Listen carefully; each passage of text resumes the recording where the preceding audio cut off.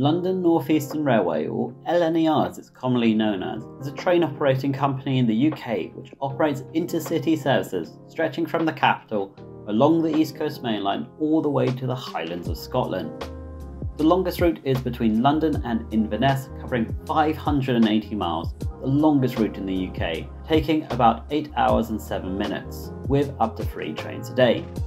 It calls at 58 stations in total, of which all are step-free, and 11 of these stations are managed by LNER.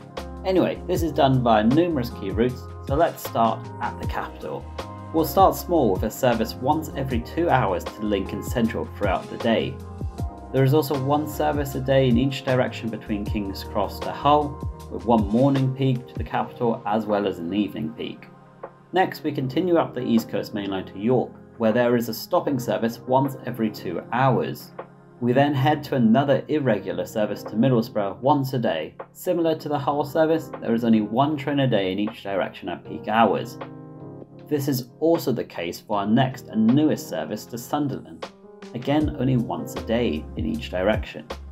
Next, we have our flagship route to Scotland's capital, Edinburgh, where there is a semi-fast service every hour calling at Peterborough, Newark, York, Durham and Berwick, just to name a few. Stations like Northallerton are generally served once every 2 hours, with Morpeth and Dunbar being served far less than this. There is also a much faster service once every 2 hours calling at York, Darlington, Newcastle and Berwick. Now we head deeper into Scotland with 3 services a day to Aberdeen, calling at key stops throughout Scotland.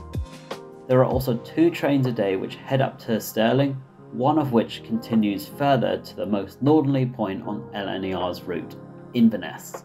There is also 1 train a day to Glasgow Central via Edinburgh, which calls at most stations, and before we leave Scotland for good, we also have 1 train a day which heads from Aberdeen to Leeds. Next, we'll take a look at the Leeds trains, where there is a service every hour from King's Cross to the northern city via Peterborough, Doncaster and Wakefield Westgate. There is also a service once every 2 hours to Leeds via Stevenage, Grantham, Doncaster and Wakefield. There is generally a train every 2 hours from King's Cross to Harrogate via Leeds, and finally we have 2 services left. One is a daily service to Skipton via Leeds, as well as 2 trains a day via Leeds to Bradford Forster Square. An anytime single between King's Cross and Inverness will set you back £220.90.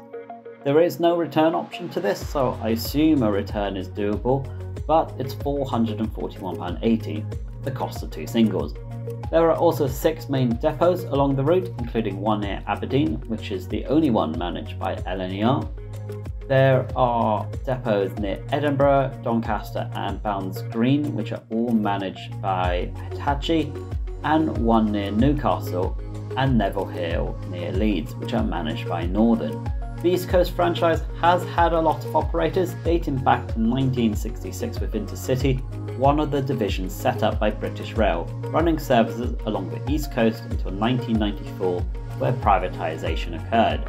The East Coast franchise was then handed off to the Great North East Railway, owned by Sea Containers, who was a transport and container leasing company. They went bankrupt and the franchise was terminated in December 2007. National Express was then awarded the franchise via a competitive tender to run the Intercity East Coast franchise between December 2007 and November 2009. But why only 2 years, you might ask? Well, similarly to Sea Containers, they were ambitious with their payments, and National Express defaulted on the franchise. So the Department of Transport announced that it would be renationalised, hence operations were passed to the publicly owned East Coast Railway in November 2009 until February 2015. From 2015 to June 2018, a new tender was out and Virgin Trains East Coast had taken over, but more financial troubles loomed.